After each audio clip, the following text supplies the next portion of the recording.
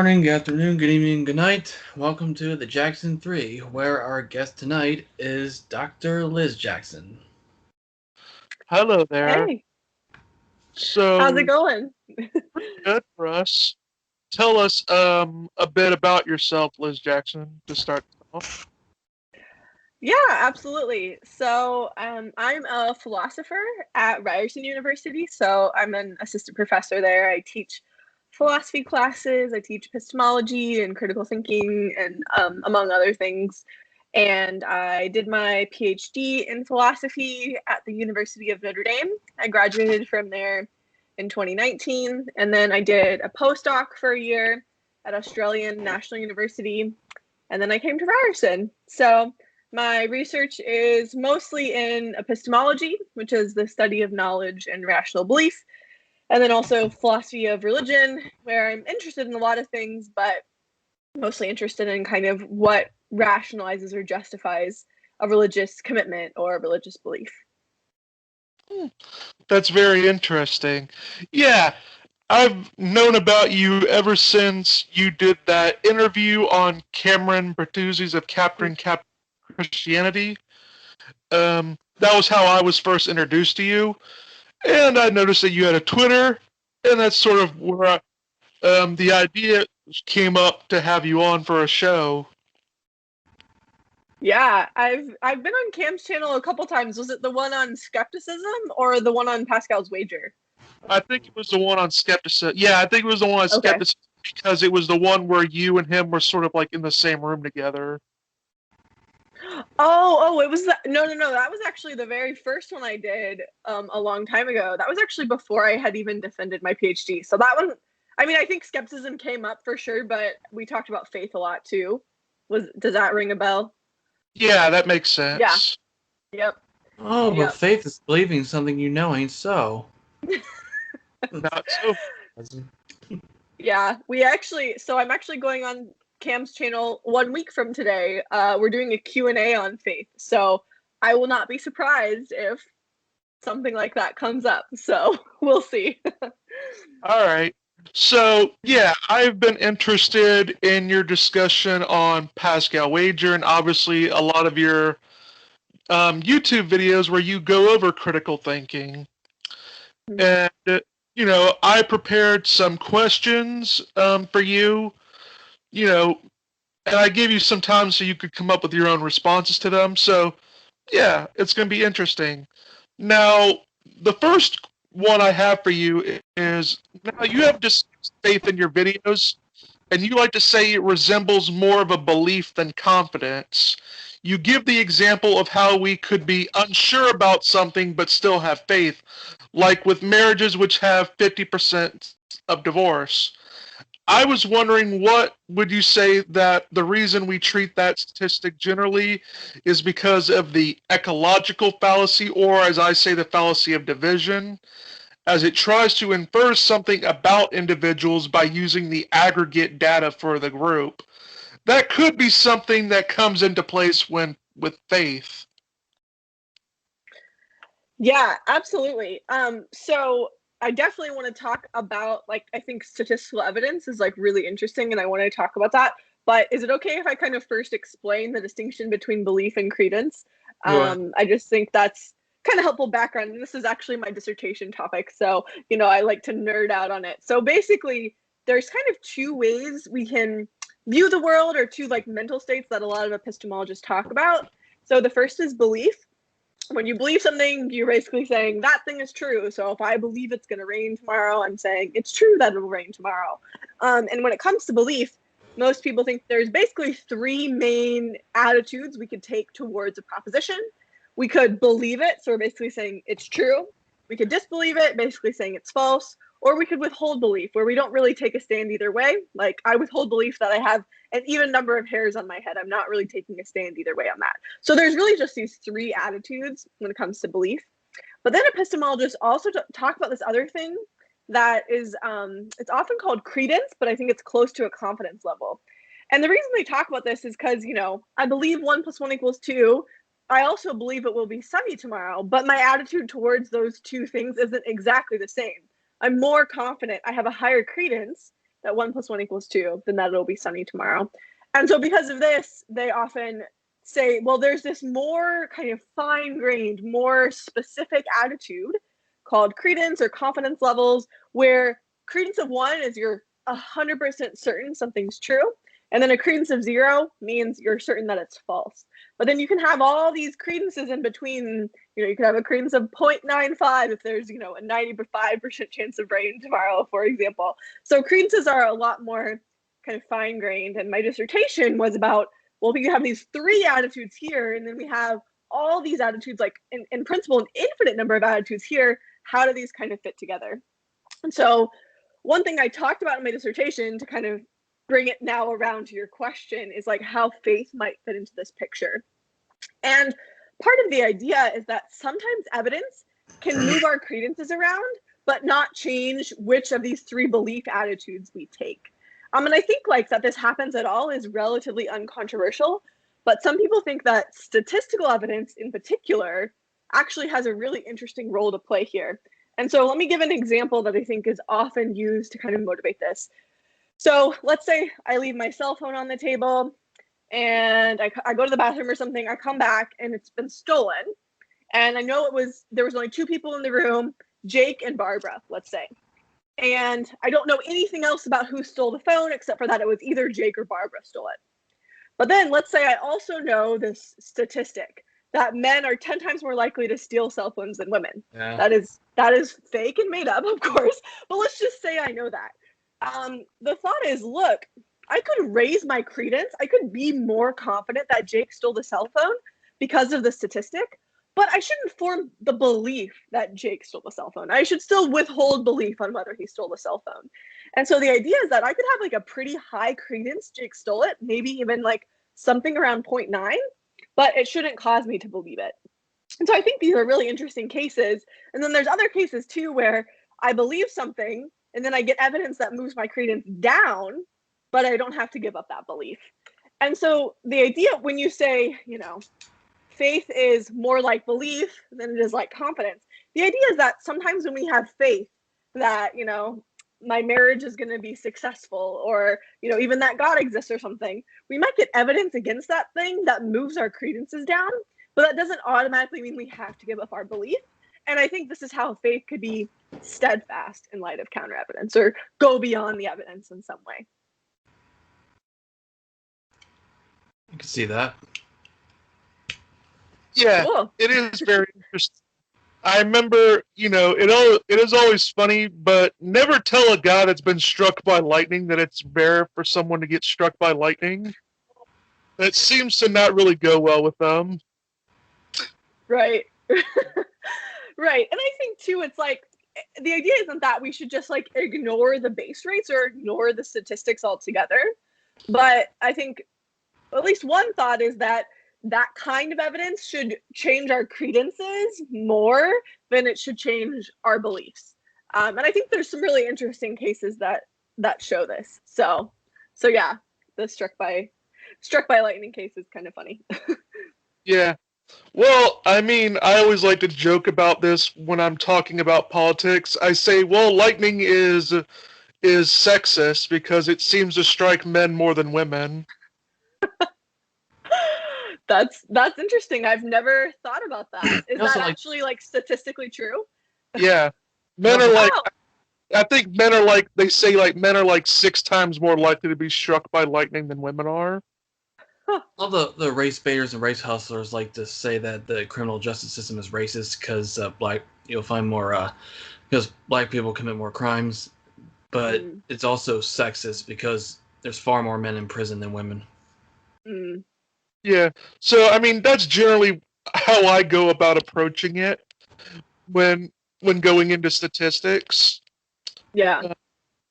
And yeah, so anyway, I actually did find what you said pretty interesting about how we can hold beliefs and even receive some counter evidence, but we can still have some confidence that we have remaining for it. Right, totally. And of course, that doesn't mean that you should never give up the belief. Like at a certain point, if you just have like decisive evidence against it, yeah, you should give up your belief. You know, if you see a video of your partner cheating on you, it's like, yeah, you shouldn't keep believing that they're faithful, you know. But the point is just that faith can be steadfast in light of in the light of at least some counter evidence. All right, yeah. And this also gets into the notion of properly basic beliefs as well. The first instance I ever heard of this was by Alvin Plantinga. All right, and you also go into properly basic beliefs in your work. You say that beliefs have to start from somewhere. This reminds me of Aristotle's sort of principle where that if everything requires demonstration, you'll get an infinite regress where there would be no demonstration for anything. Mm-hmm. Now, a common objection to Reformed epistemology into Alvin Plantinga's idea of this proper basicality is what is called the Great Pumpkin objection, which accuses the religious believer of not offering any criterion for deciding which beliefs are a reasonable starting point for beliefs. How would you answer that? Yeah, so first of all, I like what you said about Aristotle, and I think that captures kind of the spirit of the view really nicely. So the idea is that if to be rational, a belief has to be based on another belief, then every belief is going to have another belief, and it's like you're going to get this infinite regress.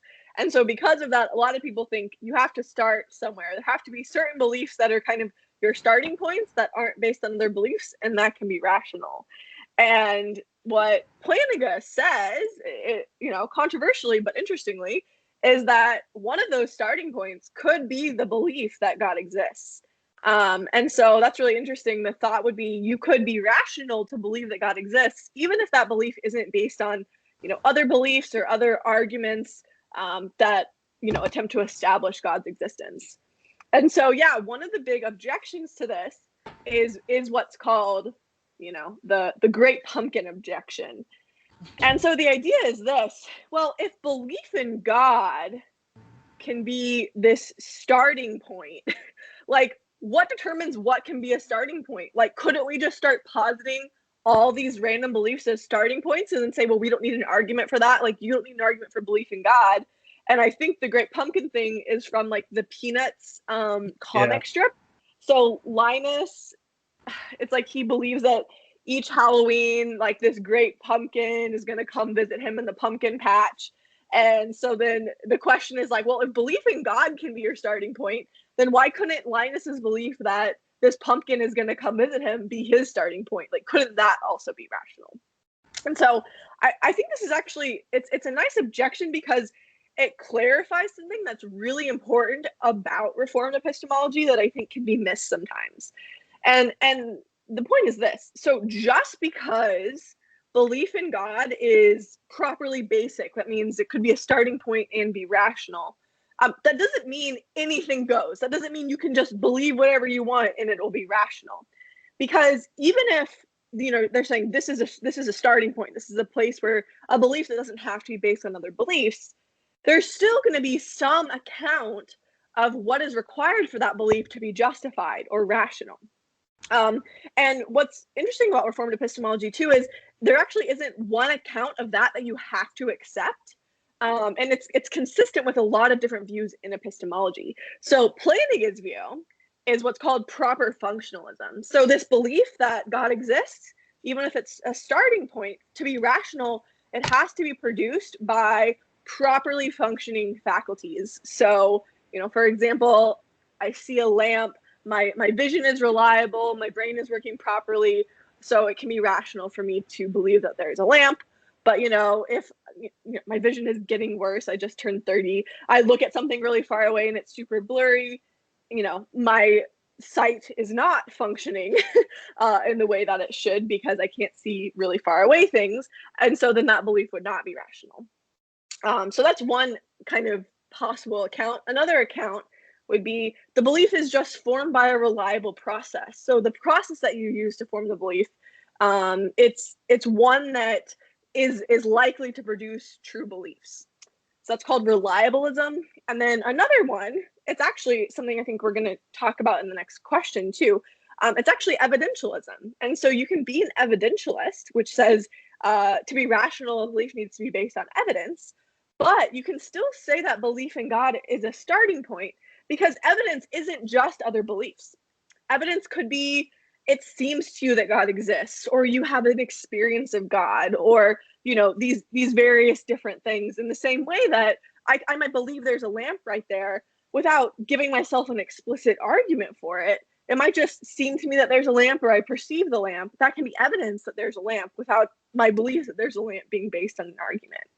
And so the idea is that when it comes to the great pumpkin belief, that belief wouldn't meet these criteria. It's not, produced by properly functioning faculties, or it's not reliably formed, or it's not based on other evidence. And then, you would need to give an argument for this, but the Reformed epistemologist would want to argue, well, belief in God is based on properly functioning faculties, or reliably formed, or based on evidence. And one video I'll just recommend to the viewers on this. So there's a YouTube channel that my friend Jordan runs. It's called The Analytic Christian. And if you just type that into YouTube, he did a video with one of my friends who's named Andrew Moon. Andrew specializes in Reformed epistemology, and it's all about this great pumpkin objection. So they go into even more detail there. So if you're interested in this, I would recommend checking that out. Mm-hmm. Yeah, that is actually very interesting when it comes to, because I originally heard about properly basic beliefs from Alvin Plantinga. He's sort of the gateway into that. I'm not sure if he came up with it himself or if it was based on, it's based on the notion of a census demonatus. Mm-hmm. Mm-hmm.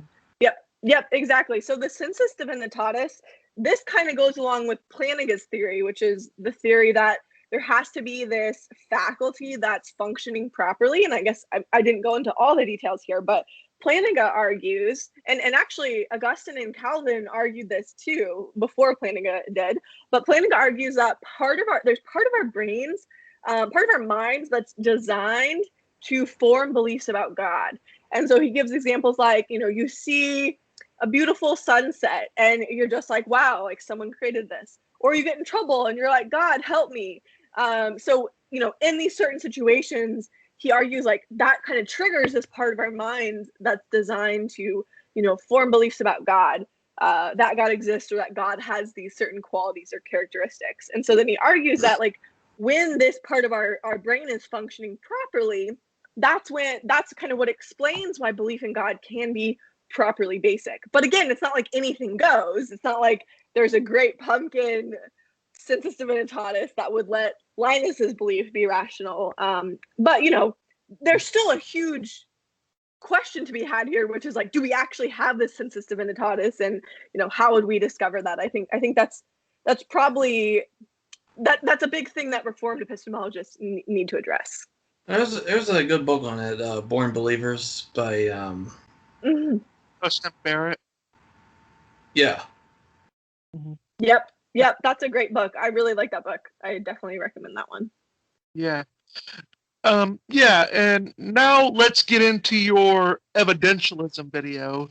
You go over epistemic permissivism, and I will say that I hadn't really heard of that before.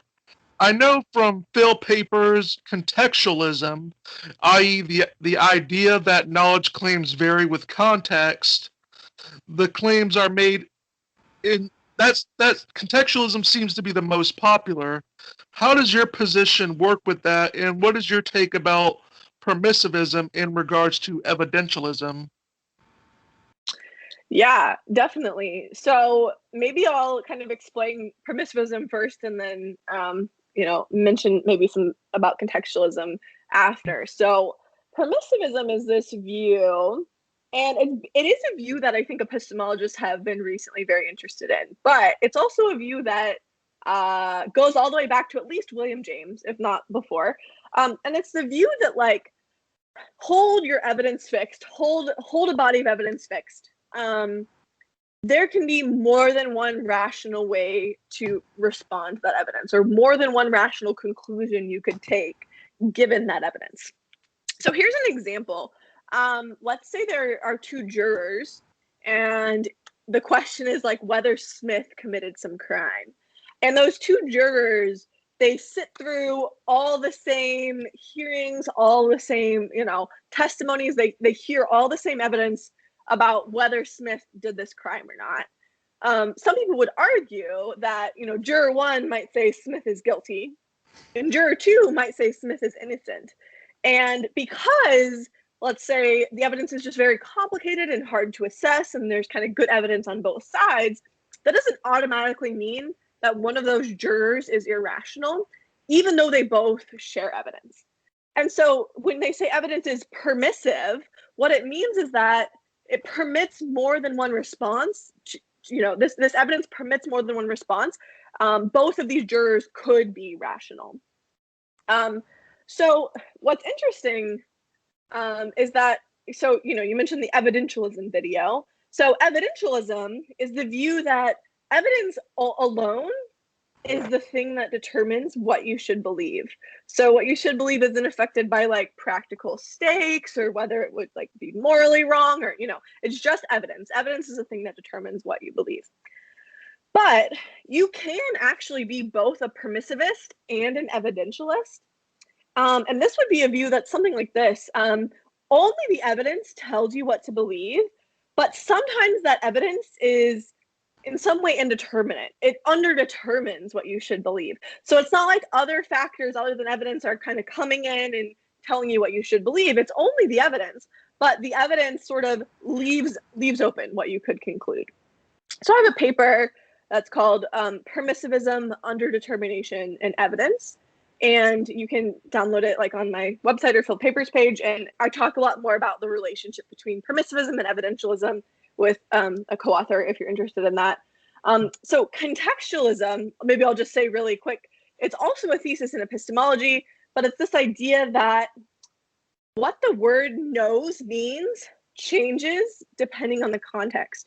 So if I'm just like walking around, I'm like, yep, I know like my car's parked outside. I know that it's like 9:37 p.m., whatever, in just a normal context and we're just kind of chatting or whatever. But then if someone's like, oh my goodness, what if you're brain into that? What if you're in the Matrix, and they just like bring out these possibilities that, seem very far-fetched, but I guess we can't in theory rule out. And they say, well, do you really know your car's parked outside? Do you really know it's 9:37 p.m.? Then what the contextualist says is, we've actually changed the context, and so we've changed the meaning of the word know. So the word know is actually, there's a much higher standard for knowing in that case than in the case where we're just kind of chatting about what time it is or where my car is. So depending on like what possibilities we're thinking about, the meaning of the word knows can change. So it's slightly different than permissivism, because permissivism isn't about a word, it's actually about the relationship between evidence and rationality, but they're both like really important views in epistemology, and I think they are in some ways related. Mm-hmm. Yeah.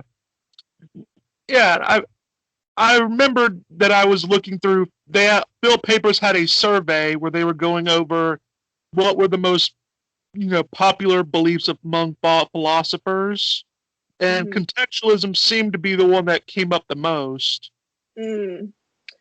Yeah, people were really into contextualism.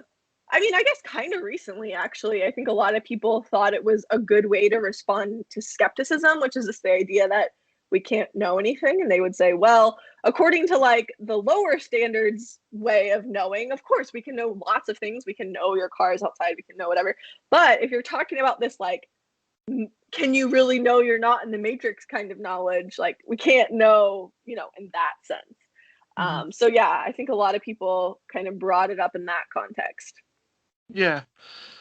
Now, I found now this goes somewhat more into evidentialism, but now I found your description of Clifford's Principle in that evidentialism video to be rather good. I will say that in philosophy, there is disputes over whether or not Clifford meant it to be more about epistemology, morality, or a bit of both. Would you say, in regards to the ship captain, that the reason why we would condemn him for not checking to see if the boat is safe, irregardless if the boat sank or not, is because he's not doing his job in the context of an analogy. And would you say that with those considerations, would that put our epistemic justifications into some sort of contextual situation? Yeah. So just as like a quick background for the audience, so Clifford, W. Clay Clifford, one of the first people to write about evidentialism, has this principle where he says it's always wrong everywhere for anyone, in every situation, to believe something on sufficient evidence. And you're totally right. One super interesting question is like, does that wrong mean like epistemically wrong or morally wrong? And I'll talk more about that in a second, but here's the example that he gives. So let's say there's this guy, he owns a boat. This boat is pretty old, it's falling apart, but this guy, he just like loves his boat. And he's like, I know like my boat's old and kind of falling apart, but like she's so great, she's been so faithful to me. And he just decides to believe, yeah, my boat's good, my boat is seaworthy, even though he has all this evidence that his boat is not reliable. And so he sends his boat out on this voyage with all these people in it because he's just decided to believe she's reliable, and then people die. And it's like, look, because he didn't follow the evidence, there were kind of these like drastic consequences. And so it's an interesting case. I mean, so like I said, like one big issue is, did Clifford mean that following your evidence is this moral thing, like it's morally required not to form beliefs on the basis of good evidence, or is it just this like epistemic thing? And one thing that I think is notable is that I think most evidentialists today would just make the claim that it's like this epistemic thing, and then the moral questions would be separate from that. Some evidentialists actually think moral questions don't even bear on beliefs, like there's not moral facts about what we should believe, it's just about how we should act. But it's interesting because it does kind of seem like Clifford might have been making a claim about morality. So personally, I think that the claim that you're always morally required to follow your evidence is like really hard to defend and probably not true. And I think you can see this by just thinking about a basic case of, like, let's say, I always give this silly case where there's, someone kidnaps your family and they're gonna kill and torture them all unless you take a pill, and that pill will give you a belief that isn't supported by your evidence. And it's like, yeah, you should clearly take the pill if it's going to save the lives of your family, So, obviously, I think it's normally good to follow your evidence, and maybe even that's what we should do epistemically. But I think it's really hard to defend this idea that that's a moral requirement in all situations. But your question was kind of about, I took it to be more about actually like the role that belief and then action, like not checking to see if the boat is safe, are playing here. And I think that's a really interesting response to these kinds of cases too. You could say, look, the problem with the ship owner wasn't that he believed the ship was seaworthy, but it's just that he acted on this thing without gathering more evidence, or without, maybe even if he thought it was shipworthy, he should have said, but if it's not, that would be really bad and people would die. So like, there's no reason to take that risk. Like, the stakes are just too high. And I'm actually really sympathetic to this idea that the stakes can affect how we should act, even if they don't affect like what we should believe in particular.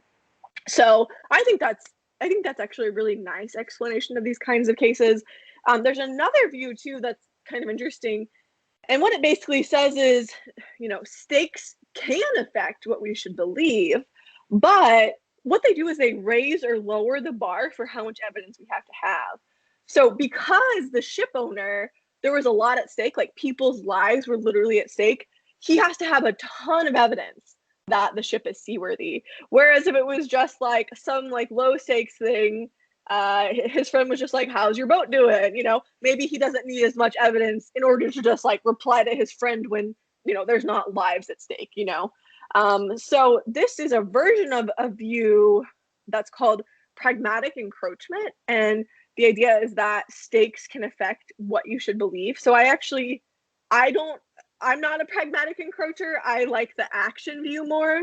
But it's definitely a very hot topic right now. A lot of epistemologists are interested in it, and there's also a version of pragmatic encroachment that's called moral encroachment, and that is a very hot topic right now. People are super interested in whether moral stuff could, raise or lower this bar or affect what we should believe. Mm-hmm. Yeah. So yeah, my thing with it was more or less the fact that if I'm going on a boat, and since I'm a customer, it would seem less important for me to have, done the entire analysis of the boat to make sure that it's going to take me to the location than it would be for the ship captain, because that's his job. Mm-hmm. Exactly. Yeah, so that's where I went with it. So I think this sort of goes into a contextual sort of thing where there can be different contexts where it would be better to have more information than what another person would need. Right. Yeah. Oh, yeah, go ahead. And, now this also, obviously, when you go into evidence, you also go into arguments. Now you go over how to analyze arguments in a video on your channel. What would distinguish, say, an argument from questions? Some people say questions are not arguments, but some questions seem to have an argument underlying them. Like, say, for example, the question, why is there all this suffering in the world if there is an all-good and all-powerful God? This is a question, and I would find that saying, well, questions are not arguments, sort of doesn't really help, because there seems to be an underlying question, like an underlying argument underneath it. Yeah. Yeah, I 100% agree with you on that. So, maybe, like, strictly speaking, questions aren't arguments, because a question, it's not like a declarative sentence that supports a conclusion, which is also a declarative sentence, so that's basically what an argument is. Like, it's a set of statements, and then at least one of those statements, like the premise or the premises, supports the conclusion, which is the statement that's being argued for. So the premises are like evidence for the conclusion. So that's kind of like, strictly speaking, what an argument is. But I totally agree with you that, like, that question, like, strongly suggests an argument and clearly has this argument underlying it. And what you can do is kind of take that question and then reframe it as an argument in this form that I'm talking about very easily. So even though it's technically not, like, in this argument form that I think a lot of philosophers think arguments should be in, in that sense it's not an argument, I think you're totally right that there's a nearby argument that is strongly suggested by the question, and by, like, just rephrasing it, you could definitely very easily make it an argument. Mm-hmm. Yeah. And now these next few questions go over something that you're very well known for, and that is Pascal's Wager and your work on that. Now, in your work, you distinguish more doxastic versions of Pascal Wager, which focus on beliefs, and action-oriented ones that focus on the commitment or the right action. Would you say, from a Christian point of view, this is really related to the question of orthodoxy and orthopraxy? Yeah, definitely. So I'll just, like, maybe really quickly explain Pascal's Wager. I'm sure most of your viewers know what it is, but maybe just in case. So So the idea is that the Pascal's Wager is an argument. It's not an argument that God exists. It's an argument that you should believe in God. You ought to believe in God. The idea is that if you believe in God, there's a lot to gain. And if you don't believe in God, there's a lot to lose. And the thought behind that is, look, if you believe in God and God exists, you would go to heaven. You could have a relationship with this all-powerful, loving creator. Seems like that would be infinitely good. If you believe in, if God exists and you don't believe in God, then, maybe you're annihilated. Maybe you go to hell. No, both of those, don't look so good, and hell would be infinitely bad. And then if God doesn't exist, you could believe in God or not believe in God, but what you do either way would be finite. There's not these infinite gains and losses on the supposition that God does not exist. And so basically, like, given these kind of risk reward trade-offs, it looks like it's the better option to believe in God rather than not believe in God. But I think what the distinction you brought up is super important. This is a distinction a lot of people working on the wager make. And I'll say this too, the version of the wager that I just explained, it's like a very simplistic version. And arguably almost no one, even Pascal himself, goes in for a version that's quite that simple. But one thing to do is like say, is belief really this like crucial thing? Like, should we really be putting so much emphasis on belief? Maybe God doesn't only want belief. Maybe God wants some kind of commitment or action. And people also think like, what if we can't control our beliefs? What if you want to believe in God, but you can't? So some people go from making Pascal's wager this thing about believing in God versus not believing in God to instead this thing about, should you commit to God or should you convert to a certain religion? So yeah, it's basically, orthodoxy would be like right belief and orthopraxy would be like right practice. So it's kind of taking the focus off belief and making a focus more about practice. So I make this distinction in my work between, I call it the doxastic wager, the belief-oriented one, and I call it the acceptance wager. In philosophy, the word acceptance means you act as if something's true, but it's an action, it's a practice. It's not, trying to change your beliefs. Mm-hmm. Yeah. And the most common objection to Pascal's wager involves the many God objection. Now, you and your work go over that objection, but I'd like you to tell it here for the audience. What is your response to it? Yeah, so the idea is that Pascal's wager, especially the way that I kind of just set it up, it's too simplistic. I talked about two possible options that the world could be. God exists or God doesn't exist. But it's actually more complex than that, right? There's actually like a lot of different religions. There's Christianity and Islam and, et cetera, et cetera. And then the problem is that just because you believe in God and let's say you practice Christianity, well, if Islam is true, a lot of Muslims would say believing in God and practicing Christianity isn't sufficient to go to heaven or be united with God or get the goods that would be available if you practice Islam and vice versa. So these religions are what you might call like mutually exclusive. It's not, they don't say all theists will be saved. They say you have to practice our religion to truly know God or truly be saved. So basically the question is, which religion should we believe or practice? And basically, my response to the many gods objection is like, yes, this is a really important question, and we need some way to meaningfully compare these religions using Pascal's wager. So in my paper, it's called Salvaging Pascal's Wager. Basically, the main point of that whole paper is to try to give a way to meaningfully compare different religions. So we totally agree with the person making this objection that it can't just be God exists, God doesn't exist. It has to be more complicated than that. But most people that defend Pascal's wager agree with that. Most people would say, yeah, you need to think about different religions and it can't just, it's not this like simplistic matrix, So I think that's one thing that's important to note is that even Pascal himself basically thought he had narrowed it down to either Christianity is true or atheism is true. So in our paper, basically what we argue is we say, okay, take all the religions that have an infinite afterlife. So for the religions that say there's a heaven, there's a hell, right?